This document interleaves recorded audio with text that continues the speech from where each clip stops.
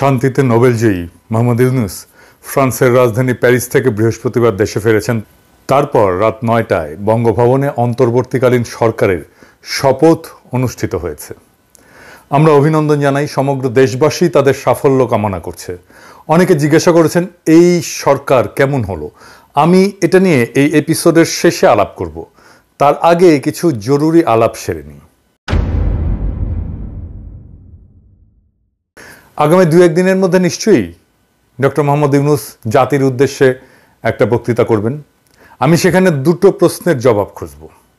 প্রথমত, বাংলাদেশে গত ১৫ বছর ধরে চলমান গণতন্ত্র এবং মানবাধিকার প্রতিষ্ঠার মরণপণ সংগ্রামে তিনি কোথায় কতটুকু ভূমিকা পালন করেছিলেন তা দেশবাসীকে জানাবেন।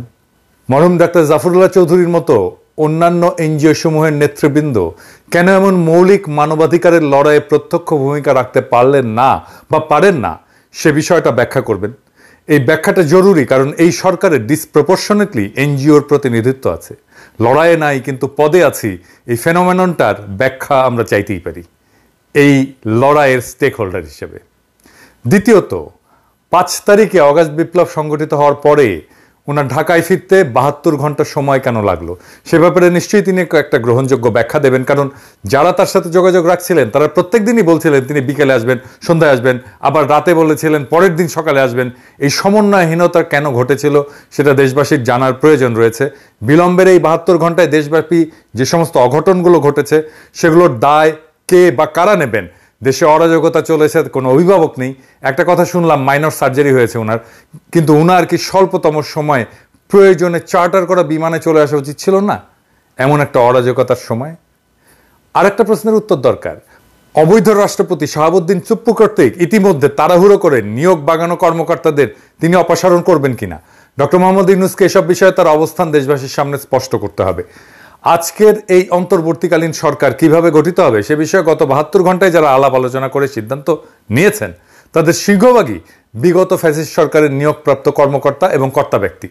এদের বাইরে গণ অভ্যুত্থানকারী তরুণ নেতৃত্বের অভিভাবক হিসেবে যে সমস্ত ব্যক্তি এতে যুক্ত হয়েছিলেন তারা হাসিনার হাতে ক্ষতবিক্ষত বিকৃত সংবিধানের আওতার মধ্যে থেকেই সবকিছু করার সিদ্ধান্ত নিয়েছেন, যার ন্যায্যতা এবং বৈধতা নিয়ে দেশবাসীকে কোনো কিছু অবহিত করা হয়নি।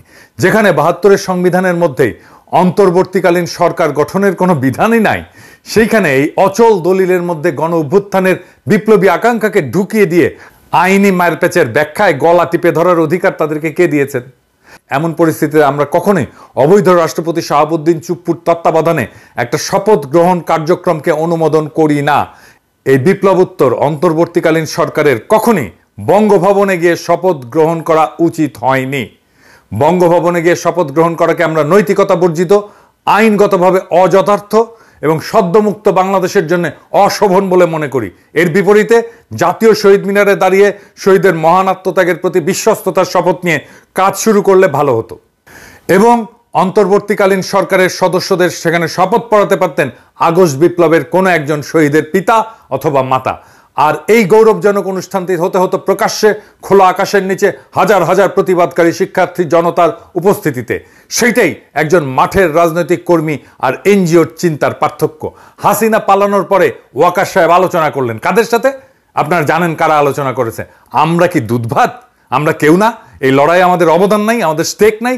আমরা তো মন্ত্রী মিনিস্টার হইতে চাইতেছি না, নাকি ক্ষমতার ভাগ চাইতেছি? আমাদের কথা শুনবেন এই লড়াইয়ের স্টেক হোল্ডার হিসেবে, এইটুকুই তো চাওয়া। এই সহযোদ্ধাদের কথা শোনার টাইম হয় না আপনাদের, গুরুত্ব দেন না। আর আপনারা গণমানুষের কথা শুনবেন, ঘোড়ায় তো হাসবে ভাইজান। ফরাদ ভাই খুব গুছায় বলছেন ভিডিওতে, শুনছেন এই কথাগুলো, শুনে দেখেন। আপনি যে নিজেকে একটা প্রশ্ন করেন, প্রশ্নটা এরকম যে ডক্টর ইউনূস, আমরা একটা ফ্যাসিস্ট ব্যবস্থার বিরুদ্ধে আমরা লড়েছি, ফ্যাসিস্ট শক্তির বিরুদ্ধে লড়েছি, ঠিক আছে? এই ফ্যাসিস্ট যে সংবিধান যেটা আছে, কেমন এই সংবিধানের অধীনে তো লড়াই করিনি, আমরা গণ অভ্যুত্থান করেছি, মূলত সংবিধান বিরোধী কাজ করেছি, ঠিক আছে? এখন কি ডক্টর ইউনূস এই বিদ্যমান সংবিধানের অধীনে, এই বিদ্যমান সংবিধানের যিনি প্রেসিডেন্ট, মানে ফ্যাসিস্ট সংবিধানের যিনি প্রেসিডেন্ট তার কাছে শপথ গ্রহণ করবেন? কেমন? এটা কি হতে পারে? এটা হতে পারে না। তাহলে আমরা আগের ভিডিওতে আমরা পরিষ্কার বলেছি এটা আসলে কিছুতেই এটা হতে পারে না। এবং সেটা হতে গেলে তারা বলছেন যে তিনি হবেন কি প্রেসিডেন্টের উপদেষ্টা, ঠিক আছে না? তিনি কিন্তু গণ অভ্যুত্থানের যিনি প্রধান তা না, কিন্তু তাকে বানানো হবে প্রেসিডেন্টের উপদেষ্টা হিসেবে। আর আমরা বলছি না, তিনি হবেন অন্তর্বর্তীকালীন সরকারের প্রধান। এবং তিনি কার প্রতিনিধি হবেন? তিনি হবেন গণ অভ্যুত্থানের জনগণের সার্বভৌম ইচ্ছার প্রতিনিধি, সকল সংবিধান সকল আইন যার অধীন। উনি খুবই গুছায় বারবার উনি বলে গেছেন, ওনার কথা শোনা হয় নাই। ফ্যাসিস্ট সরকারের নিয়োগপ্রাপ্ত অবৈধ দুর্নীতিবাদ রাষ্ট্রপতি শাহাবুদ্দিন চুপ্পু এবং সেনাপ্রধান ওয়াকারুজ্জামানের সাথে সাক্ষাৎ করে কিছু লোক হঠাৎ বিগলিত হয়ে পড়ছেন, লাজ লজ্জার মাথাকে উচ্ছ্বাস প্রকাশ করছেন। যদিও দেশবাসী ও সাধারণ মানুষ এদেরকে পতিত সরকারের দোসর, গণহত্যার জন্য দায়ী কর্মকর্তা এবং খুনি হাসিনাকে নির্বিঘ্নে পার করে দেওয়ার সহযোগী হিসেবে চিহ্নিত করছেন। বলেন দেখি, এই গণ অভ্যুত্থানে নেতৃত্বদানকারী কিশোর তরুণ যুবকদের সংস্কার ভাবনার সাথে স্বৈরাচারের দোসর, ফ্যাসিস্টের দোসর এবং শেষ মুহূর্ত পর্যন্ত বল প্রয়োগকারী সংস্থা সেনাবাহিনী প্রধান ওয়াকারুজ্জামান আর দেশের সেরা দুর্নীতিগ্রস্ত বিচারকদের অন্যতম প্রেসিডেন্ট শাহাবুদ্দিন চুপ্পুর চিন্তা ভাবনার মিল হয় কি করে? আমি দেখতে পাচ্ছি সুশীল সমাজের একদল মানুষ অন্তর্বর্তীকালীন সরকারে ঢুকে পড়ে নিজেদের সামাজিক অবস্থানকে আরেকটু মর্যাদাপূর্ণ করে তোলার প্রতি বেশি আগ্রহী। তারাই তো মনে করছেন মরহুম প্রধান বিচারপতি শাহাবুদ্দিন আহমেদ, হাবিবুর রহমান, লতিফুর রহমানের তত্ত্বাবধায়ক সরকারের মতো এটা 3 মাস মেয়াদী একটা মসৃণ যাত্রার কার্যক্রমের মধ্যে সীমিত থাকবে। জি না, আসলে এই তত্ত্বাবধায়ক সরকারের মূল সংকটটা কি?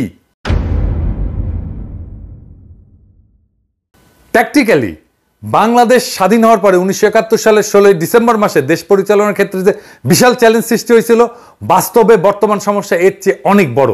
এর আগে কখনোই রাষ্ট্র ক্ষমতা ফেলে পলায়ন করে কেউ গভীর শূন্যতা তৈরি করেনি, আর তা বোঝার ক্ষমতা কি এই লোকগুলোর আছে?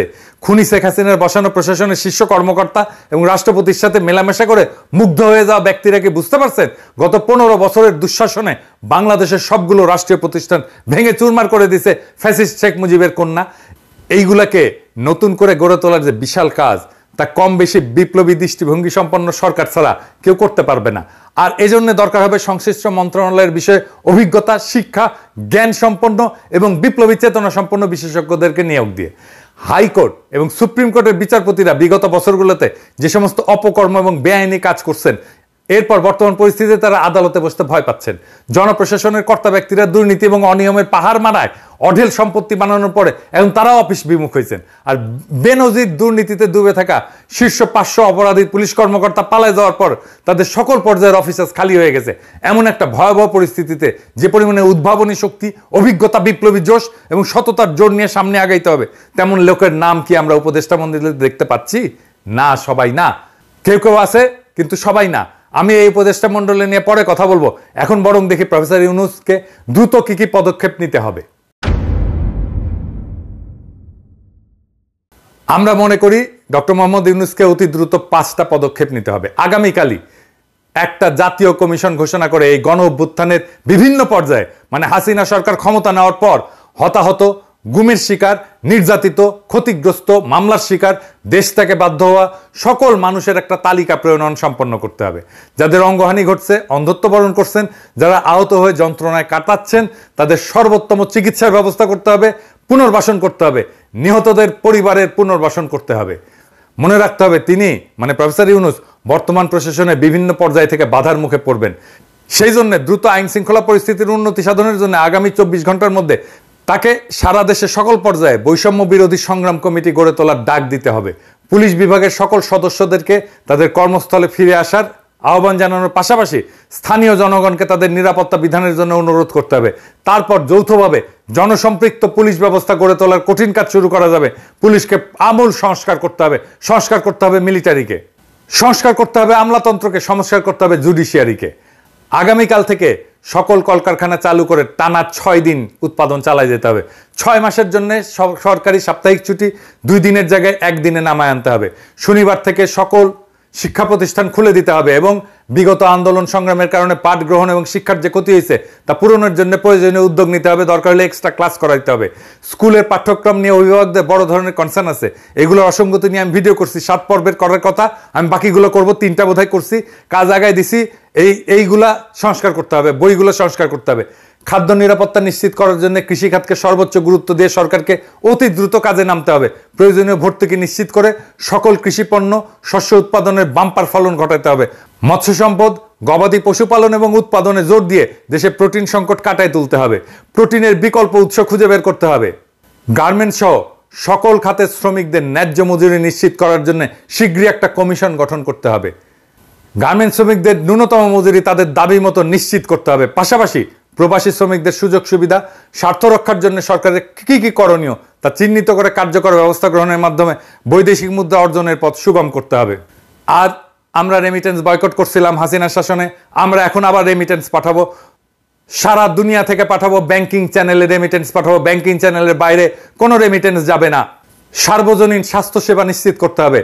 আয় অনুসারে স্বাস্থ্যসেবা একজন ব্যয় করবে, যার আয় যত কম তার স্বাস্থ্যসেবা ব্যয় তত কম হবে, যার আয় নাই তার ব্যয় হবে 0 টাকা, তার কোনো খরচা হবে না। বাংলাদেশের স্বাস্থ্যসেবার মান বাড়াতে হবে যেন কেউ ভারতে চিকিৎসার জন্য না যায়।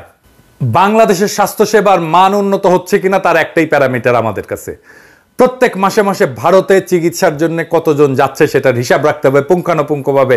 এইটার সংখ্যা যদি কমে তাইলে আমরা বুঝবো বাংলাদেশের চিকিৎসা সেবার মান উন্নত হচ্ছে। বাংলাদেশে ওয়ার্ক পারমিট ছাড়া যে সমস্ত ভারতীয় কাজ করতেছে তাদের চিহ্নিত করে বিতাড়িত করতে হবে। এবার আসেন আমরা এই অন্তর্বর্তীকালীন সরকারটাকে নিয়ে একটু দেখি। অন্তর্বর্তীকালীন সরকারে যারা আছেন তারা কেউ কিছু মনে করবেন না। অনেকে মনে করেন আমি সবার পিছে লাগি, সবার পিছে আঙুল দিই। ভাই ওইটাই আমার কাজ। আঙুল দেওয়ার লোক আছে জন্য আপনারা সোজা থাকেন, না থাকলে তো সোজা থাকবেন না। আমার সাথে কারো কোনো কিন্তু ভাই আপনাদের ব্যক্তিগত কোনো ঝামেলা নাই, কোনো শত্রুতা নাই, হ্যাঁ, আর কোনো ঈর্ষাও নাই। প্রফেসর ইউনূস নিজে জানেন আমি কি করি, উনি জানেন, হ্যাঁ, ওনাকে জিজ্ঞেস করে নিয়েন আপনারা, হ্যাঁ। তাই ওনার কাছে শুনে নিন যে আমার আদৌ আপনাদেরকে ঈর্ষা করার কোনো কারণ আছে কিনা, বুঝছেন? যাই হোক, জুলাই আগস্ট 2024 একটা বিপ্লব হয়েছে, বিপ্লবে বিজয়ীরা সরকার গঠন করছে। এই সরকারে যারা আছে তারা সবাই কি আন্দোলনের সাথে প্রত্যক্ষভাবে যুক্ত ছিল? এই আন্দোলনের স্পিরিটের সাথে অ্যালাইন্ড? এই যে দেখেন ব্রিগেডিয়ার এম সাখাওয়াত হোসেন মাত্র 11 দিন আগে কি বলছিল যে শেখ হাসিনাকে ভুল বোঝানো হয়েছে, সব খারাপ, উনি ভালো। শুনেন, উনার মুখে শুনেন। আমার মনে হয় যে মাননীয় প্রধানমন্ত্রীকে সঠিক তথ্য কেউই দেয় না, এবং উনি ওনার আশেপাশে যারা আছেন, হয়তো আমি বললে ঠিক হবে না, আমার যা মনে হয় যে তারা কোনোভাবেই ওনাকে কোনো সঠিক তথ্য দিতে চান না। তো উনি আসছেন এই তত্ত্বাবধায়ক সরকারে, তো উনি কি হাসিনার কোনো দোষ দেখতে পারবেন? হাসিনার বিচার করতে পারবেন? তো হাসিনা যদি বিচার করতে পারবেন তখন তা বলতে পারলেন না কেন? আর তখন বলার যখন সাহস ছিল না, এখন আসছেন কেন? ওই তো বুঝ শুনছি উনারে নাকি আর্মি ঢুকাইছে, আর্মির কোটায় আসছেন উনি। আচ্ছা, এই যে দেখেন শারমিন মোর্শেদ খান, সারার মোর্শেদের মেয়ে, সে তো জয় বাংলার লোক, আওয়ামী অ্যাক্টিভিস্ট হিসেবে তার শুরু। মুক্তির গান দেখছেন না? এই যে এই মহিলা, উনি শারমিন মোর্শেদ। দেখেন ওই সময় স্মৃতিচারণ করতেছে জয় বাংলার গান দিয়া। গানটা শোনান, রিটেশ সাহেব না শোনান। বোমারু বিমান মেশিন গান তুচ্ছ করে কামান, কদম কদম এগিয়ে চলেছে গাহি বাংলার গান, জয় বাংলার গান। আর এই যে ডামি ইলেকশনের আগে সে কইতেছে যে আমাদের ইলেকশন কমিশনের আর সরকারের ঢালাও সমালোচনা করা উচিত না। ওনার নিজের মুখে শুনেন, শুনুন। দেখুন, আমার খারাপ লাগছে কোন জিনিসটা জানেন? ওরা যাই করছে সেটাকেই আমরা সমালোচনা করছি, এটাও কিন্তু একটু দুঃখজনক। ইসি যা করছে, হ্যাঁ, আচ্ছা, ইসি যা করছে, ইসি যা করছে বা সরকার যা করছে, আমরা প্রতিটা জিনিসই তো একটা সমালোচনার চোখ দিয়ে দেখছি, এবং সেটাও কিন্তু একদিক দিয়ে দুঃখজনক। আর এই যে বিধানচন্দ্র রায়, উনি ছাত্র ইউনিয়ন করতেন, আমাদের খুবই ঘনিষ্ঠ, আমাদের বড় ভাই, এখন আওয়ামী লীগ করেন, প্রগতি লেখক সংঘ করতেন, জাতীয় মনোরোগ ইনস্টিটিউটের পরিচালক ছিলেন। ওনারা তো এমনি এমনি হাসিনা পরিচালক বানায় নাই, তাই না? এটা তো উনি তো ইন্ডিয়া কোটায় আসছেন। যাই হোক, ও কিন্তু লেখালেখি করেন, বেশ কিছু ভালো বই লিখছেন দর্শন নিয়ে, বিশেষ করে ফ্রয়েড নিয়ে ওনার ভালো লেখা আছে। কিন্তু ওই যে কমিউনিস্ট কুরকুরে নিয়ে আসছেন না, সিপিবিতেও ছিলেন। তাই একটা বইয়ের নাম হচ্ছে যে দান্দিক বস্তুবাদের আলোকে ফ্রয়েড, এরকম আর কি। হ্যাঁ, এক্সাক্ট নামটা মনে নাই, এইরকমই নাম হবে আর কি। পড়তে গেছিলাম, পড়তে পারিনি, ভালো লাগে নাই আর কি, কিছু হয় নাই। যাই হোক, উনি বীরঞ্জন রায় নামে লেখেন, ভালো মানুষ, কিন্তু উনি খুবই ভালো মানুষ, লেখাপড়া করা মানুষ, আমাকে অনেক স্নেহ করতেন, এখন করেন কিনা জানি না। খুবই সফট মানুষ, খুবই নরম মানুষ, খুবই নরম করে কথা বলে, কিন্তু চেতনা শিবিরের লোক। এই তো 3 জন খাস চেতনা শিবিরের লোক দেখাই দিলাম, ঢুকাইলেন তো কোন যুক্তিতে? আবার দেখেন আসিফ নজরুল ভাই, রেজওয়ানা হাসান, আসিফ নজরুল ভাই আমার কিন্তু ঝাড়ছে, আমি রেজওয়ানা হাসানের কবে নাকি ঝাড়ছিলাম, যাই হোক মাইন্ড করেন না। আবার শুভ্র ভাই, হাসান আরিফ, 4 জনই তো আইনজীবী, 16 জনের মধ্যে 4 জন হচ্ছেন আইনজীবী, 25%, ডিসপ্রপোর্শনেটলি হাই। ডাইভার্সিটি আছে, কোনো ডাইভার্সিটি নাই। তো এটা কি হয়েছে?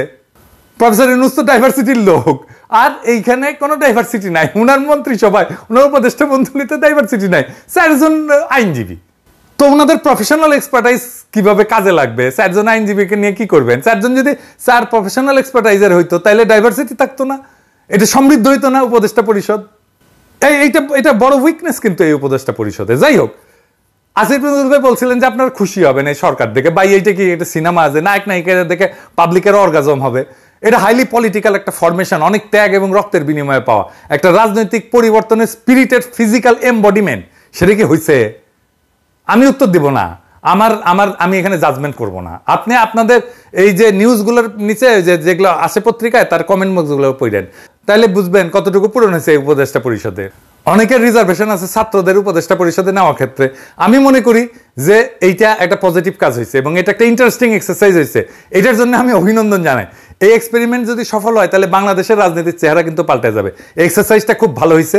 এক্সপেরিমেন্টটা সফল হলে তরুণদের ব্যাপকভাবে রাজনীতিতে আকৃষ্ট করা যাবে এবং আমি মনে করি এই এক্সপেরিমেন্ট সফল হবে। এরপরেও সব সীমাবদ্ধতা সত্ত্বেও আমাদের পূর্ণ সমর্থন আর সহযোগিতা থাকবে। এইটা মনে করেন না যে আমরা ব্যাশিং করবো, আন্দাজে আমরা আপনাদের সমালোচনা করবো, তা না। আমরা কনস্ট্রাকটিভ ক্রিটিসিজম করব, অব্যাহত থাকবে। আপনাদের বিরোধী দল থাকার দরকার আছে না, আমাদেরকে ধরে নেন না বিরোধী দল, দেখবেন মাঝে মাঝে কি কইতেছি আপনাদের নিয়ে। লক্ষ্য একটাই, বাংলাদেশের নাগরিকদের যে অধিকার কেড়ে নেওয়া হয়েছিল, সেই অধিকার আবার তাদের হাতে ফিরে দেওয়ার, সেইটা আমরা একসাথেই দেব। আপনারা সরকারে থেকে দেবেন, আমরা সরকারের বাইরে থেকে দেব। আমরা আপনাদের সমালোচনা করব, আপনারা যেন সঠিক রাস্তায় থাকেন, আপনারা যেন দানব হইয়া না ওঠেন, আপনারা যেন নিজেদেরকে মেলা কিছু বহুত কিছু তালেবর সবারতে বেশি বোঝেন, এটা যেন না মনে করেন। যাই হোক, আপনাদের শুভকামনা করি, আপনাদের বিজয় কামনা করি এবং আপনাদের নেতৃত্বেই আমরা আছি। ইনকিলাব জিন্দাবাদ।